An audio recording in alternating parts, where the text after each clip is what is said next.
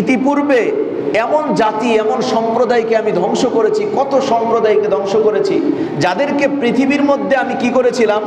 প্রতিষ্ঠিত করেছিলাম। তাদের ঘর বাড়িগুলো খুব মজবুত ছিল। এতটা প্রতিষ্ঠিত তোমাদেরকেও করি নাই। তাদেরকে কি কারণে ধ্বংস করেছি? ফাআহলাকনাহুম বিদুনুবিহিম, তাদের অপরাধের কারণে তাদেরকে ধ্বংস করে দিয়েছি। তাদের অপরাধের কারণে তাদেরকে বিলীন করে দিয়েছি, ধ্বংস করে দিয়েছি। ওয়া আনশা'না মিন বাদিহিম করনান আখার, এবং তাদের পরে আমি পরবর্তী আরেক জাতিকে সৃষ্টি করেছি। আল্লাহ তাআলা পরিষ্কার জানাইতেছেন। তো এই আয়াতের মধ্যে বোঝা যায় যে আল্লাহ তাআলা পৃথিবীর বুকে ইতিপূর্বে অনেক জাতিকে, যেমন আদ সম্প্রদায়কে আল্লাহ তাআলা ধ্বংস করেছেন, সামুদ সম্প্রদায়কে আল্লাহ তাআলা ধ্বংস করেছেন। আদ সম্প্রদায়কে কেন? তারা এত বেশি শক্তিশালী ছিল, পাহাড় খোদাই করে করে তারা ঘর বাড়ি নির্মাণ করত, এবং তারা প্রত্যেকে এমন শক্তিশালী এক সম্প্রদায় ছিল। কোরআনুল কারিমে তাদের ব্যাপারে বর্ণনা এসেছে, তারা এই বক্তব্য গর্ব করে দিত, মান আসাদ্দু মিন্না কুওয়া, আমাদের চাইতে শক্তিশালী কে আছে রে? আমাদের চাইতে আরো কোনো শক্তিশালী ব্যক্তি আছে? তারা এক একটা খেজুর গাছ, আপনি দেখবেন ঝড় তুফানে কিন্তু খেজুর গাছ কোনো সময় ভেঙ্গে গোড়ার থেকে উপরে পড়ে যায় না, কারণ খেজুর গাছের শিকড়গুলো মাটির খুব গভীরে প্রবেশ করে এবং মজবুতভাবে মাটিকে আঁকড়ে ধরে রাখে। এই জন্য খেজুর গাছ কখনো পড়ে না। এরকম খেজুর গাছগুলোকেও তারা হাত দ্বারা পাঞ্জা দিয়া টান মাইরা উঠে ফালাই দিতে পারত, এত শক্তিশালী ছিল। ওই সম্প্রদায়কেও আল্লাহ তাআলা ধ্বংস করেছেন। সুতরাং আল্লাহ তাআলা এই সমস্ত যে বর্ণনা দিচ্ছেন, এগুলো দ্বারা আমাদেরকে শিক্ষা দিচ্ছেন যে তোমরা এরকম অন্যায় আর পাপাচারে লিপ্ত হয়েও না। তোমরা তো ওই সমস্ত ব্যক্তিদের চাইতে বেশি শক্তিশালী হতে পারো নাই। ফেরাউনকে আল্লাহ রব্বুল আলামিন তো এমন রাজত্ব দান করেছিলেন, 400 বছর রাজত্ব করেছে, একদিন সর্দি কাশিও হয় নাই। একদিন সর্দি কাশিও ফেরাউনের হয় নাই। ওই ফেরাউনকেও তো আল্লাহ তাআলা পানিতে চুবায়া চুবায়া মারছেন। কথা বাস্তব না বাস্তব? তো আল্লাহ তাআলা এই ঘটনাগুলো কোরআনুল কারিমে বর্ণনা করতেছেন যে তারা কি দেখে না তাদের পূর্বে আমি কত সম্প্রদায়কে ধ্বংস করেছি, কত সম্প্রদায়কে তাদের পূর্বে আমি ধ্বংস করেছি, যারা পৃথিবীতে এমনভাবে প্রতিষ্ঠিত ছিল যেরকম প্রতিষ্ঠিত তোমরাও হতে পারো নাই। তারা তাদের পাপের কারণেই ধ্বংস হয়েছে। সুতরাং এর থেকে তোমরা শিক্ষা গ্রহণ করো, যদি তোমরাও পাপাচারে লিপ্ত হও তাহলে তোমরাও ধ্বংস হয়ে যাবে। অন্যায়, অবিচার, জুলুম, নির্যাতন এগুলো যদি তোমরা করো তোমরাও ধ্বংস হবে। আল্লাহ তাআলা এই কোরআনুল কারিমে এই সমস্ত বর্ণনা দিয়েছেন। আবার আল্লাহ তাআলা সূরা আনকাবুতের মধ্যে বর্ণনা করেছেন যে তাদেরকে কিভাবে ধ্বংস করেছেন, সেই বর্ণনা দিয়েছেন। ফাকুল্লান আখাযনা বিযামবি, আমি প্রত্যেককেই, যারা অপরাধ করেছে পৃথিবীর বুকে, এরকম অপরাধী প্রত্যেক ব্যক্তিকেই আমি পাকড়াও করেছি। প্রত্যেক ব্যক্তিকে আমি কি করেছি? পাকড়াও করেছি, ধরেছি। ফাকুল্লান আখাযনা বিযামবি ফামিনহুম মান আরসালনা আলাইহি হাসিবা, তাদের কাউকে আমি পাকড়াও করেছি, তাদের কাউকে পাকড়াও করেছে প্রচন্ড বাতাস, যেই বাতাসের মধ্যে পাথর ছিল, প্রস্তর সহ প্রচন্ড বাতাসের মাধ্যমে তাদেরকে পাকড়াও করেছি। ফামিনহুম মান আরসালনা আলাইহি হাসিবা ওয়া মিনহুম মান আখাযাতহু সাইহা, আর তাদের কাউকে পাকড়াও করেছে বজ্রপাত, ঠাডা পড়ে যেটা আমরা বলি, বিজলি চমকায়, এইটা কাউকে পাকড়াও করেছে।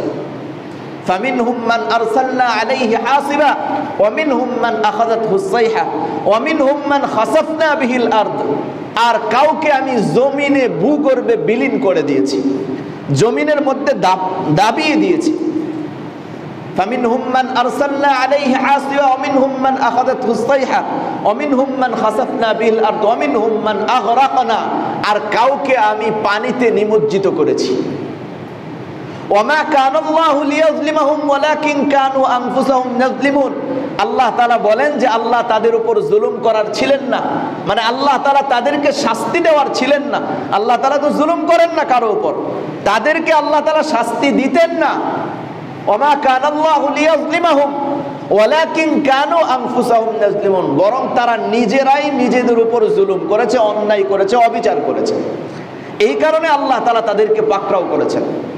এর থেকে আল্লাহ তাআলা আমাদেরকে শিক্ষা নেওয়ার তৌফিক দান করেন। তাহলে সামাজিকভাবে যে সমস্ত বিপর্যয় হয় গুনাহের কারণে, সেটা হলো জলে স্থলে ফিতনা ফাসাদ বিনাশ বিপর্যয়গুলো দেখা দেয়। দ্বিতীয় নাম্বার, ভূমিকম্প ভূমিধস ইত্যাদি দেখা দিবে গুনাহের কারণে। ভূমিকম্পও দেখা দিবে, ভূমিধস দেখা দিবে, জায়গায় জায়গায় দেখবেন পৃথিবী ধাইবা গেছে, ভূমিকম্প দেখা দিবে।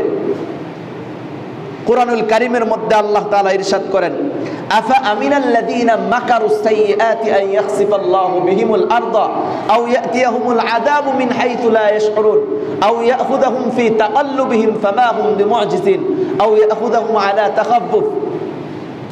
আল্লাহ রাব্বুল আলামিন কুরআনুল কারীমের মধ্যে ইরশাদ করেছেন, যারা কুকর্মের চক্রান্ত করে, যারা কুকর্মের খারাপ কাজের চক্রান্ত করে, তারা কি এই বিষয়ে ভয় করে না যে আল্লাহ তাআলা তাদেরকে পৃথিবীতে দাবিয়ে দিবেন, পৃথিবীর মধ্যে মাটির নিচে দাবিয়ে দিবেন? এটা কি ভয় করে না? অথবা এমন জায়গা থেকে আল্লাহ তাআলা তাদেরকে আযাব দিবেন যা তারা কল্পনাও করতে পারবে না? অথবা তাদের চলাফেরার মধ্যেই তাদেরকে পাকড়াও করবেন যা তারা ফেরাতে সক্ষম হবে না? অথবা তাদেরকে ভীতি প্রদর্শনের পর তাদেরকে পাকড়াও করবেন? সুতরাং বোঝা গেল, অন্যায় পাপাচারে যদি কোনো ব্যক্তি লিপ্ত হয়, কুকর্ম করে, কুকর্মের চক্রান্ত করে, এই সমস্ত ব্যক্তিদেরকে আল্লাহ রাব্বুল আলামিন শাস্তি দিয়ে থাকেন। ভূমিকম্পের মাধ্যমে, ভূমিধসের মাধ্যমে সামাজিক বিপর্যয় আসে। আল্লাহ তাআলা এই কোরআনুল কারীমে এই আয়াতে উল্লেখ করেছেন। অপরদিকে নবীজি সাল্লাল্লাহু আলাইহি ওয়াসাল্লাম ইরশাদ করেছেন, ইয়াকুনু ফি আখিরি হাদিহিল উম্মাহ খাসফুন ওয়া মাসখুন ওয়া কাযফুন। এই উম্মতের শেষ জামানায় এমন একটা অবস্থা তৈরি হবে যে ভূমিধস দেখা দিবে, চেহারা বিকৃতি দেখা দিবে।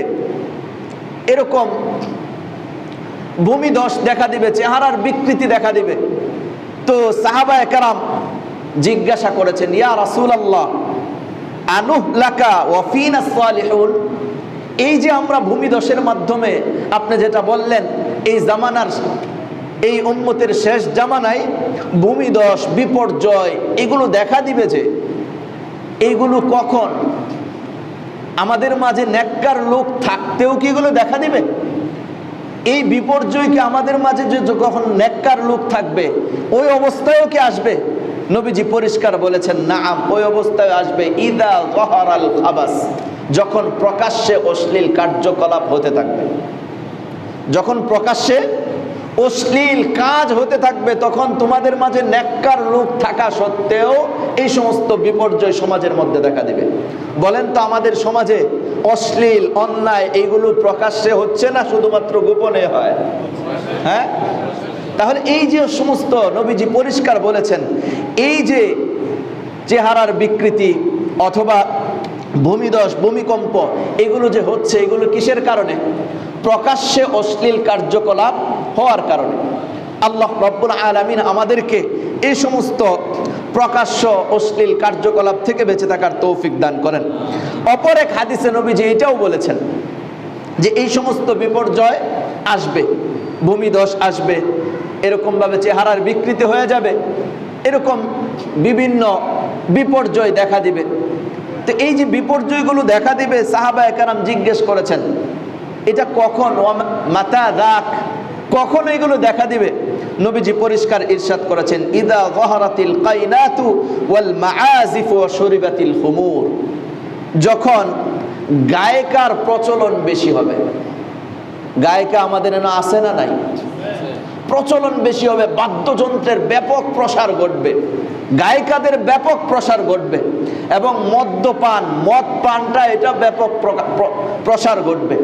এখন বলেন তো, আমাদের সমাজে এই তিনটা জিনিস আছে না নাই? হ্যাঁ, গায়িকা এবং বাদ্যযন্ত্র, মদ পান, এগুলোর ব্যাপক প্রচলন আছে না নাই? ব্যাপক প্রচলন আছে, থাকবেই না কেন? প্রধানমন্ত্রীর বাসভবন থেকেই যখন মদের বোতল পাওয়া যায়, কথা বাস্তব না অবাস্তব? হ্যাঁ, তো যেই প্রধানমন্ত্রী, যেই দেশের প্রধানমন্ত্রী মদ পান করে, তার বাসভবনে রাইখা ওই দেশের জনগণ তো স্বাভাবিকভাবে এটা ব্যাপক প্রসার হবেই।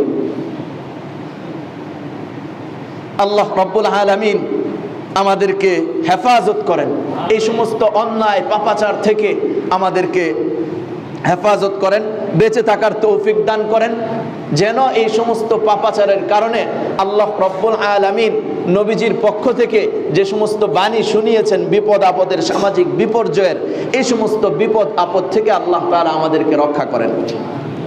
3 নাম্বার, হতাশা ও পেরেশানি দেখা দিবে। হতাশা ও পেরেশানি দেখা দিবে। আল্লাহ রাব্বুল আলামিন কোরআনুল কারীমের মধ্যে বলেন, ওয়া দারাবাল্লাহু মাসালান কারয়াতান কানাত আমিনাতান মুতমাইন্নাতান ইয়াতিহা রিজকুহা রাগাদান মিন কুল্লি মাকান ফাকাফারাত বিআনউমিল্লাহ ফাআযাকাহা আল্লাহু লিবাসাল জু'i ওয়াল খাউফি বিমা কানু ইয়াসনাউন। আল্লাহ রাব্বুল আলামিন পরিষ্কারভাবে ইরশাদ করেছেন, আল্লাহ তাআলা একটা গোত্রের বা একটা জাতির দৃষ্টান্ত, একটা জনপদের দৃষ্টান্ত পেশ করেছেন, যেই জনপদটা ছিল নিরাপদ এবং নিশ্চিন্ত। নিরাপদ এবং নিশ্চিন্ত ছিল জনপদের প্রত্যেকটা বাসিন্দা। ইয়াতিহা রিজকুহা রাগাদাম মিন কুল্লি মাকান, অন্য অন্য সকল স্থান থেকে তাদের নিকট আসতো রিজিক। তাদের নিকট বিভিন্ন জায়গা থেকে কি আসতো? রিজিক আসতো, খাদ্য দ্রব্য এবং তাদের জীবন উপকরণ আসতো। এরপরে ফাকাফারাত বিআনউমিল্লাহ, অতঃপর তারা আল্লাহ তাআলার এই সমস্ত নিয়ামতের অস্বীকার করলো তথা তারা পাপাচারে গুনাহে লিপ্ত হয়ে গেল।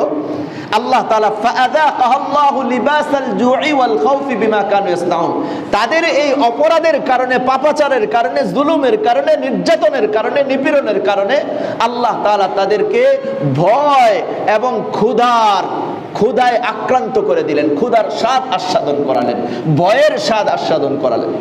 সুতরাং এই আয়াত দ্বারা এটা বোঝা যায়, যখন সামাজিকভাবে মানুষ এরকম ভাবে অন্যায়, পাপাচার, জুলুম, নির্যাতনের মধ্যে লিপ্ত হয়ে যাবে, তখন তাদের ভিতরে এরকম আল্লাহ তাআলা তাদেরকে শাস্তি দিবেন, হতাশা দিয়ে দিবেন, পেরেশানি হয়ে যাবে এবং পেরেশান হয়ে যাবে। তাদেরকে ক্ষুধা, দারিদ্রতা এগুলো তাদেরকে পাকড়াও করে বসবে। ভয় ভীতি, সর্বত্র ভয় ভীতি তাদেরকে গ্রাস করে নিতে থাকবে। আল্লাহ তাআলা আমাদেরকেও এই সমস্ত গুনাহ থেকে বেঁচে থাকার তৌফিক দান করেন। 4 নাম্বার, মরণ ব্যাধি, দারিদ্রতা, অভাব অনটন, দ্রব্যমূল্যের ঊর্ধ্বগতি, বিদেশি শত্রুদের হস্তক্ষেপ, শাসক কর্তৃক জনগণের উপর জুলুম, গৃহযুদ্ধ ইত্যাদি দেখা দিবে সামাজিকভাবে যদি মানুষ গুনাহে লিপ্ত হয়। অনেকগুলো কথা বলেছি। মরণ ব্যাধি দেখা দিবে, এমন রোগ দেখা দিবে যেটার দ্বারা মৃত্যু অনিবার্য। দারিদ্রতা দেখা দিবে, অভাব অনটন দেখা দিবে, দ্রব্যমূল্যের ঊর্ধ্বগতি এটা দেখা দিবে। আমাদের সমাজে দ্রব্যমূল্যের খুব নিম্নগতি নাকি? হ্যাঁ। বিদেশি শত্রুদের হস্তক্ষেপ আমাদের দেশে আছে না নাই? শাসক কর্তৃক জনগণের উপর জুলুম আছে না নাই? গৃহযুদ্ধ পরিমাণ অবস্থা দেখা দিবে। একটা হাদিসের মধ্যে যেই কথাগুলো বললাম, একটা হাদিসের মধ্যে, লম্বা এক হাদিসের মধ্যে নবীজি সাল্লাল্লাহু আলাইহি সাল্লাম এর বর্ণনা দিয়েছেন। আমি আপনাদেরকে শোনাচ্ছি। নবীজি সাল্লাল্লাহু আলাইহি সাল্লাম ইরশাদ করেন, লাম তাজহারিল ফাহিশাতু ফি কওমিন কাত্তু হাত্তা ইউ'লিনু বিহা ইল্লা ফাশা ফীহিমুত তাউন ওয়াল আওজাউ আল্লাতী লাম তাকুন মাদাত ফি আসলাফিহিমুল লাযীনা মাদাউ। নবীজি সাল্লাল্লাহু আলাইহি সাল্লাম বলেন, যখন কোনো সম্প্রদায়ে, কোনো জাতির মাঝে, কোনো দেশের মাঝে অশ্লীল অন্যায় কাজ এগুলো প্রকাশ্যে হতে থাকবে, এগুলো প্রকাশ্যে অশ্লীল কাজ, কার্যকলাপ, অন্যায়, পাপাচার এগুলো হতে থাকবে, তখন তাদের মাঝে দুর্ভিক্ষ দেখা দেবে। কি দেখা দেবে? দুর্ভিক্ষ, মহামারী দেখা দিবে। তাদের মাঝে কি দেখা দিবে? মহামারী, যেগুলোকে আমরা মহামারী বলে থাকি। যে এমন একটা রোগ আসছে যেই রোগের কারণে হাজার হাজার, শত শত মানুষ ওই রোগে আক্রান্ত হয়ে মারা যাচ্ছে। এরকম আমাদের সমাজে গেছে না নাই? অতি নিকটবর্তী সময়ে গেছে না নাই? গেছে না? গেছে না? কি সেটা ছিল? এরকম অনেক, ইতিপূর্বে আরো ছিল কলেরা, আরো অন্য অন্য রোগ ছিল, ছিল কি ছিল না? যখন সমাজের মধ্যে অন্যায়, অশ্লীল, পাপাচার এগুলো প্রকাশ্যে দেখা দিবে, তখন মহামারী দেখা দিবে এবং এমন রূপ দেখা দিবে যা ইতিপূর্বে কারোই ছিল না। এমন একটা রূপ, এমন রূপ দেখা দিবে যেগুলো ইতিপূর্বে পূর্বের জামানায় কারো কোনো সময় এই রোগের নামও মানুষ শুনে নাই। করোনা নামক রোগের নাম আমরা ইতিপূর্বে প্রতিদিন শুনেছিলাম। হ্যাঁ, এরকম রোগ এখন তো করোনা গেল, যদি এখনো আমরা এই পাপাচার থেকে বেঁচে না থাকি তাহলে অচিরেই হয়তো এমন রোগের নাম আসবে যেটা আমরাও শুনি নাই। কথা বাস্তব না বাস্তব?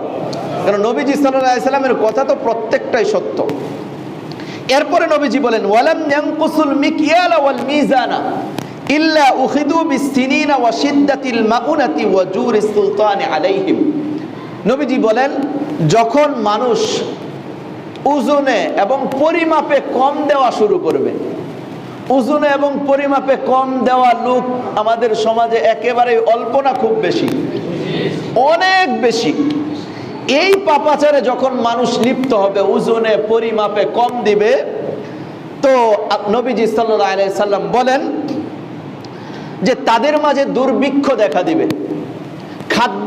খাদ্যদ্রব্যের সংকট দেখা দিবে, খাদ্যদ্রব্যের সংকট, দুর্ভিক্ষ এগুলো দেখা দিবে এবং অত্যাচারী শাসক তাদের উপর দুঃশাসন চালাবে। ভালো করে বুঝেন, অত্যাচারী শাসক আমাদের উপর কখন আসবে? যখন আমরাই অপরাধে লিপ্ত হব। কি অপরাধ? ওজনে এবং পরিমাপে আমরা কম দিব। এটা শুধুমাত্র ব্যবসায়িক ক্ষেত্রে নয়, আপনি ভালো করে বুঝেন যে আমরা আমাদের জীবনের অনেক ক্ষেত্র আছে, অনেক কাজ আছে যেগুলোর মধ্যে যেই পরিমাপে, যেই পরিমাণে দেওয়া দরকার, যেই পরিমাণে দেওয়া দরকার ওই পরিমাণে না দিয়ে এর চাইতে কম পরিমাণে দিলে এটা ওজনে পরিমাপের কম হবে। আমরা শুধুমাত্র চাইল ডাইলের হিসাব করে বসে থাকলে লাভ নেই। কথা বুঝেন নাই? হ্যাঁ, আপনি ধরেন একটা উদাহরণ, এই এলাকায় তো ভাড়াটিয়া বেশি, বাড়িওয়ালা বেশি, বাড়িওয়ালারা ভাড়া দিচ্ছে। এখন ভালো করে বুঝেন, যদি মালিক কর্তৃক ভাড়াটিয়ারে যেই পরিমাণ সুযোগ সুবিধা দেওয়া দরকার এর চাইতে কম দেয়, তাহলে এইটা ওজনে এবং পরিমাপে কম হবে। আবার ভাড়াটিয়া কর্তৃক মালিককে যেই পরিমাণ শর্ত করা হয়েছে ওইটাও যদি মালিককে কম দেওয়া হয় তাহলেও এইটা ওজনে এবং পরিমাপে কম হবে। কথা বুঝতে পেরেছেন? ভালো করে বুঝেন। তাহলে এই ধরনের ওজনে এবং পরিমাপে যখনই সমাজে কম দেওয়া হবে, এটা কমানো হবে, তখনই তাদের উপর কি কি আসবে? একটা হলো দুর্ভিক্ষ, খাদ্যদ্রব্যের সংকট, এমনকি অত্যাচারী শাসক তাদের উপর জুলুম নির্যাতন চালাবে। আমাদের উপর দীর্ঘ 15-16 বছর পর্যন্ত অত্যাচারী শাসক ছিল কি ছিল না? নিঃসন্দেহে ছিল। অত্যাচারী শাসক এমন এমন বর্ণনা আমাদের সামনে এখন আসতেছে যেইগুলো আমরা কেউ কল্পনাও করতে পারি নাই। ফেরাউন পর্যন্ত এই পরিমাণ জুলুম করে নাই যেই পরিমাণ এই বিগত পলাতক শাসক করে গেছে। কথা বাস্তব না বাস্তব? এই পরিমাণ জুলুম নির্যাতন করেছে আল্লাহ তাআলা যাদের ব্যাপারে কুরআনুল কারীমে বর্ণনা করেছেন, ফেরাউন, নমরুদ, হামান, কারুন, আবু জাহেল, উতবা, সাইবা, এরাও এই পরিমাণ নির্যাতন আর নিপীড়ন করে নাই যেই পরিমাণে আয়না ঘরে হয়েছে।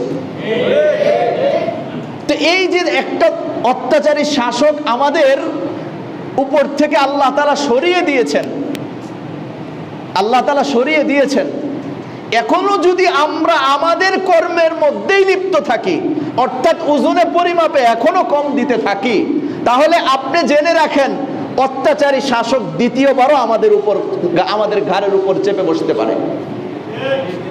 এই জন্য আমাদের নিজেদেরকে সংশোধন হইতে হবে যেন আমাদের দেশের মধ্যে আর কোনো অত্যাচারী শাসক না আসে। আল্লাহ তাআলা আমাদেরকে হেফাজত করেন। এরপরে আসেন, ওয়ালাম ইয়ামনাউ যাকাত আমওয়ালিহিম ইল্লা মুনিউল কাতরা মিনাস সামা ওয়ালাউলাল বাহাইমু লাম ইউমতারু। নবীজি সাল্লাল্লাহু আলাইহি সাল্লাম ইরশাদ করেছেন, যখন ধনী ব্যক্তিরা তাদের মালের যাকাত সঠিকভাবে আদায় করবে না, আল্লাহ তাআলা যাদেরকে সম্পদ দান করেছেন এই সমস্ত ব্যক্তিবর্গরা যখন তাদের সম্পদের যাকাত সঠিকভাবে আদায় করবে না, আল্লাহ তাআলা আকাশ থেকে বৃষ্টি বর্ষণ বন্ধ করে দিবেন। এরপরে নবীজি বলেন, ওয়ালাউলাল বাহাইমু লাম ইউমতারু, যদি চতুষ্পদ জন্তু, জীব জন্তু, জানোয়ার এগুলো পৃথিবীতে না থাকতো তাহলে আল্লাহ তাআলা কখনোই বৃষ্টি দিতেন না। আমরা এখনো কল্পনা করি যে আমরা জুলুম করতেছি, অত্যাচার করতেছি, যাকাত আদায় করছি না, বৃষ্টি তো হচ্ছে। আপনি জেনে রাখেন, আপনার কারণে হচ্ছে না, ওই সমস্ত চতুষ্পদ জন্তুর কারণে হচ্ছে। আল্লাহ তাআলা আমাদেরকে বুঝার তৌফিক দান করেন। এরপরে নবীজি বলেন, ওয়ালাম ইয়ানকুদু আহদাল্লাহি ওয়া আহদা রাসূলিহি ইল্লা সাল্লাতাল্লাহু আলাইহিম আদুওয়াম মিন গায়রিহিম ফাআখাযু বা'দা মা ফি আইদিহিম। নবীজি পরিষ্কার ইরশাদ করেছেন, যখন আল্লাহ এবং তার রাসূলের সাথে কৃত ওয়াদা কোনো ব্যক্তি ভঙ্গ করবে, আমরা আল্লাহ ইমানের মাধ্যমে আল্লাহ তাআলার সাথে কিছু ওয়াদাবদ্ধ হয়েছি কি হই নাই? যে আল্লাহ তাআলার হুকুমগুলো পালন করব, নিষিদ্ধগুলো থেকে বেঁচে থাকব, নবীর হুকুমগুলো পালন করব, নিষিদ্ধগুলো থেকে বেঁচে থাকব। এই সমস্ত ওয়াদার ক্ষেত্রে যখন আমরা এগুলো ভঙ্গ করব, তো আল্লাহ তাআলা বলেন, নবীজি বলেন যে তাদের উপর বিদেশি শত্রুরা চেপে বসবে। আল্লাহ এবং তার রাসূলের সাথে যে সমস্ত ওয়াদা আছে, এই ওয়াদাগুলি যখন মানুষ পালন করবে না, বিদেশি শত্রুরা তাদের উপর চেপে বসবে আর তাদের উপর রাজত্ব করার চেষ্টা করবে এবং তাদের অর্থ সম্পদ তারা লুণ্ঠন করে ভিন্ন দেশে নিয়ে যাবে। বিগত 16 বছরে হয়েছে কি হয়নি? সামনেও হতে পারে কি পারে না? এটার জন্য আমাদেরকে কি করতে হবে? গত সপ্তাহে তো আপনাদেরকে শুনিয়েছি, বিগত 16 বছরে 11 লক্ষ কোটি টাকার উপরে পাচার হয়েছে। এটা তো আমাদের দেশেরই। আর এই যে হয়েছে, এগুলো কি এমনিতেই হয়েছে না বিদেশি শত্রুদের চাপ আমাদের উপর ছিল? বিদেশিরা আমাদের উপর নিয়ন্ত্রণ করেছে কি করে নাই? এক তথ্য অনুযায়ী শুধুমাত্র ভারতের চাকরিজীবী আছে আমাদের বাংলাদেশে 26 লক্ষ, যারা এই বিগত সরকারের আমলে দিয়েছে। বাংলাদেশের শিক্ষিত ছেলেপেলেরা চাকরি পায় না, অথচ বিদেশ থেকে আইনা চাকরি দিছে শুধুমাত্র সে ক্ষমতায় টিকে থাকার জন্য। আল্লাহ তাআলা হেফাজত করেন। তো এই বিষয়টা আবারও আমাদের ঘাড়ের উপর চেপে বসবে না, এটার কোনো গ্যারান্টি নাই। হ্যাঁ, যদি আমরা সকলে আল্লাহ এবং তার রাসূলের সাথে যেই ওয়াদাবদ্ধ হয়েছি এইটার মধ্যে যদি আমরা লিপ্ত হতে পারি, তাহলে আশা রাখি আল্লাহ তাআলা আমাদের উপর কোনো জালেম শাসক চাপিয়ে দিবেন না এবং বিদেশি কোনো শত্রুদের হস্তক্ষেপও আমাদের উপর হবে না। আল্লাহ তাআলা আমাদেরকে আল্লাহ এবং তার রাসূল সাল্লাল্লাহু আলাইহি সাল্লামের প্রত্যেকটা নির্দেশ এবং নিষেধ সব কিছু পরিপূর্ণভাবে মেনে চলার তৌফিক দান করেন। এরপরে নবীজি বলেন, ওয়ামা লাম তাহকুম আইম্মাতুহুম বিকিতাবিল্লাহ ওয়া ইয়াতাখায়্যারু মিম্মা আনজালাল্লাহু ইল্লা জাআলাল্লাহু বা'সাহুম বাইনাহুম। যখন শাসকগণ আল্লাহর কিতাব অনুযায়ী তাদের শাসন কার্য পরিচালনা করবে না, তখন তাদের মাঝে, পরস্পরের মাঝে আল্লাহ তাদের উপর দুঃখ, দুর্দশা, দুরবস্থা, দারিদ্রতা, দুর্ভোগ চাপিয়ে দিবেন। এজন্য যারা শাসক আসবে, আমরাও দোয়া করি আল্লাহ তাআলা আমাদের উপর যেন ন্যায় শাসক, ন্যায় বিচারক শাসক যেন আল্লাহ তাআলা আমাদের উপর নিযুক্ত করেন। যদি ন্যায় বিচারক, সত্যনিষ্ঠ কোনো শাসক দেশে আসে, তাহলে এই দেশ উন্নতি হবেই হবে। এটার একেবারে পৃথিবীর বুকে উজ্জ্বল দৃষ্টান্ত হলো বছরের বছর লাগাতার নির্যাতন, নিপীড়ন আর যুদ্ধে লিপ্ত দেশটা যখন স্বাধীন হইল, ওই আফগানিস্তান মাত্র 2 বছরের মাধ্যমে, 2 বছরের ব্যবধানে যখন ওই আফগানিস্তানের দুর্নীতি আর দুঃশাসন দূর হয়ে গেছে, 2 বছরের ব্যবধানে পৃথিবীর মাত্র 2 নম্বর র্যাঙ্কে চলে গেছে তাদের টাকার মান, ডলারকেও ছাড়িয়ে গেছে। 2 নম্বর, তাদের টাকার মান পৃথিবীর বুকে 2য় স্তরে আছে মাত্র 2 বছরের মাথায়। কেন হয়েছে? যখন ওই দেশে দুর্নীতি বন্ধ হয়েছে এবং দুঃশাসন বন্ধ হয়েছে। তো আল্লাহ তাআলার কাছে আমরা দোয়া করি আল্লাহ তাআলা যেন আমাদের দেশের মধ্যেও এমন শাসক আমাদের উপর নিযুক্ত করেন, যেই শাসক জনগণের উপর জুলুম করবে না, নির্যাতন করবে না, নিপীড়ন করবে না এবং কোথাও কোনো দুর্নীতি এবং দুঃশাসন কোনো কিছুই হবে না।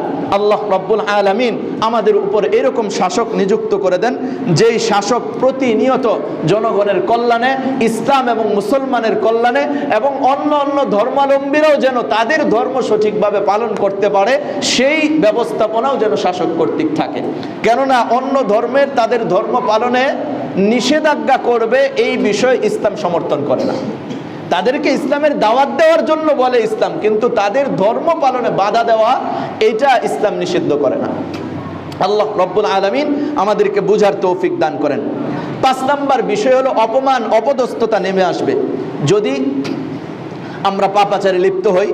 নবীজি পরিষ্কার বলেছেন, ইদা তাবায়াতুম বিল ঈনা ওয়া আখালতুম আযনাবাল বাকর ওয়া রাদিতুম বিযরআ, এরপর ওয়া তারাকতুমুল জিহাদ সাল্লাল্লাহু আলাইকুম দুল্লান লা ইয়ানজিউহু হাত্তা ইয়ারজিউ ইলা দীনিকুম। নবীজি পরিষ্কার বলেছেন, যখন তোমরা সুদী লেনদেনের মাধ্যমে ব্যবসা বাণিজ্য করবে, যখন তোমরা সুদী লেনদেনের মাধ্যমে কি করবে? ব্যবসা বাণিজ্য করবে।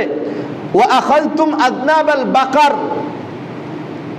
আর তোমরা গরুর লেজ আঁকড়ে ধরবে। ওয়া রাদিতুম বিযরআ, শুধুমাত্র কৃষি কাজের উপর সন্তুষ্ট হয়ে যাবে। ওয়া তারাকতুমুল জিহাদ, তোমরা জিহাদকে বর্জন করবে, জিহাদ ছেড়ে দেবে। নবীজি বলেন, তখন তোমাদের উপর অপমান, অপদস্থতা নেমে আসবে।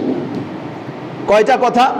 সুদী লেনদেনে ব্যবসা বাণিজ্য করা এবং শুধুমাত্র গরু পালন এই আর কৃষি কাজের মধ্যেই সন্তুষ্ট, আর জিহাদ ছেড়ে দেওয়া, এইগুলো যদি দেখা দেয় তোমরা করো, তাহলে তোমাদের উপর এরকম জুলুম, তোমাদের উপর অপমান, অপদস্থতা নেমে আসবে যতক্ষণ না পর্যন্ত তোমরা আল্লাহর রাস্তায় জিহাদে লিপ্ত না হবে, যতক্ষণ পর্যন্ত আল্লাহ এবং তার রাসূলের বিধানের মধ্যে ফিরত না আসবে।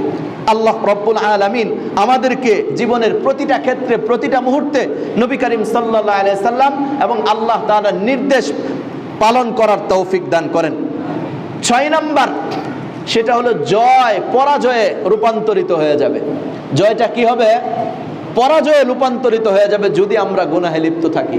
আল্লাহ তাআলা তো আমাদের দেশের মধ্যে বর্তমান যে অবস্থা করেছেন, আল্লাহ তাআলা দান করেছেন, যে এইটাকে আমরা অনেকেই বলতেছি এবং আমিও এটা মনে করি, সেটা হলো যে আমাদের বাংলাদেশের দ্বিতীয় স্বাধীনতা। এটা কেননা একটা কথা আপনি বলতে পারতেন না, একটা লেখা আপনি লিখতে পারতেন না, কথা বললেও গ্রেফতার, লেখা লিখলেও গ্রেফতার। আপনি যে কোনোভাবেই কোনো অন্যায় যদি সমাজে হয়েছে, এই অন্যায়টাকে আপনি অন্যায় বলছেন, আপনি গ্রেফতার। এই অবস্থা ছিল কি ছিল না? ওই অবস্থার থেকে আল্লাহ তাআলা আমাদেরকে যে বর্তমান জয়টা দান করেছেন, এখনো যদি আমরা পাপাচারে লিপ্ত থাকি, তাহলে এই জয়টাও পরাজয়ে রূপান্তরিত হয়ে যাবে। এর ছোট্ট একটা উদাহরণ আপনাদের সামনে পেশ করি, শেষ করছি এই উদাহরণ পেশ করে। দেখুন, উহুদ যুদ্ধের মধ্যে প্রথমে মুসলমানদের বিজয় হয়েছিল। কি হয়েছিল? বিজয় হয়েছিল। নবীজি সাল্লাল্লাহু আলাইহি ওয়াসাল্লাম কিছু সংখ্যক সাহাবায়ে কেরামকে বলেছিলেন যে তোমরা ওই পাহাড়ের ওই জায়গায় দাঁড়িয়ে তোমরা ওইখানে পাহারা দিবে, এখান থেকে তোমরা সরবে না। যখন কাফেররা পলায়ন করলো, পলায়ন করার পরে ওই উহুদ যেখানে নবীজি নিযুক্ত করেছিলেন কিছু সংখ্যক সাহাবায়ে কেরামকে, তারা পরস্পরে চিন্তা ভাবনা করলো, কাফেররা তো পলায়ে চলে গেছে, সুতরাং এখন আমরা গনিমতের মাল অন্যরা যেরকম সংরক্ষণ করতেছে, সংগৃহীত করতেছে, আমরাও যা করি। কিছু সংখ্যক সাহাবায়ে কেরাম এই চিন্তা চেতনায় নবীজির ওই নির্দেশকে না মেনে যে তোমরা সেখানে অবস্থান করবে, এই নির্দেশকে না মেনে তারা গনিমতের মাল টুকাইতে চলে গেল। সাথে সাথে যেই রাস্তায় নবীজি পাহারায় বসাই ছিল, ওই রাস্তা দিয়ে কাফেররা আবার পুনরায় আক্রমণ করে মুসলমানদের অনেক সাহাবায়ে কেরামকে হত্যা করে ফেলে। প্রথমে কিন্তু তাদের বিজয় হয়েছিল। এই ঘটনা দ্বারা বোঝা যায় আল্লাহ তাআলা আমাদেরকে বর্তমান যে বিজয় দান করেছেন, এই বিজয় ঠিক রাখার জন্য আল্লাহ কর্তৃক যে নির্দেশ আছে, নবীজি কর্তৃক যে নির্দেশ আছে, এটা যদি আমরা পালন করি তাহলে এই বিজয় ঠিক থাকবে। অন্যথায় ওইরকম ভাবে আবারও আমাদের উপর জুলুম নেমে আসতে পারে। এই জন্য আমাদের উচিত হলো আমাদের জীবনের প্রতিটা ক্ষেত্রে, প্রতিটা মুহূর্তে নবী করিম সাল্লাল্লাহু আলাইহি ওয়াসাল্লামের নির্দেশ, আদেশ, নিষেধ এবং আল্লাহ তাআলার পক্ষ থেকে যে সমস্ত আদেশ নিষেধ আছে এই সমস্ত আদেশ নিষেধ পরিপূর্ণরূপে মেনে চলা। যদি চলতে পারি তাহলে তো আলহামদুলিল্লাহ এই জয় আমাদের ঠিক থাকবে, অন্যথায় আবারও এই সমস্ত জালেম বাজরা আমাদের উপর, ওই জালেম না হোক অন্য জালেম তো আসতে পারে, কি বলেন? হ্যাঁ, আমরা কাকে বিশ্বাস করব? আমরা তো একমাত্র আল্লাহ এবং তার রাসূলকে বিশ্বাস করি। মানুষকে বিশ্বাস না করে আল্লাহ এবং তার রাসূলের যে বিধিবিধানগুলো আছে সেইগুলো পালন করে আল্লাহ এবং আল্লাহর রাসূলের কাছে দোয়া করি, আল্লাহ তাআলার কাছে দোয়া করি যেন আল্লাহ তাআলা আমাদের উপর কোনো জালেম শাসক চাপিয়ে না দেয়। এখনো তো বিদেশে যায়াও আমাদের দেশের বিরুদ্ধে চক্রান্ত চলতেছে কি চলতেছে না? হ্যাঁ, পলায়ন করে চলে যাওয়ার পরেও চক্রান্ত করতেছে কোনো না কোনো ভাবে যেন এই দেশটাকে একটা গৃহযুদ্ধের মধ্যে লিপ্ত করে দেওয়া যায়। আল্লাহ রব্বুল আলামিন এই সমস্ত বিপর্যয় থেকে আমাদেরকে, আমাদের দেশকে রক্ষা করেন। সকলেই বলি আমিন।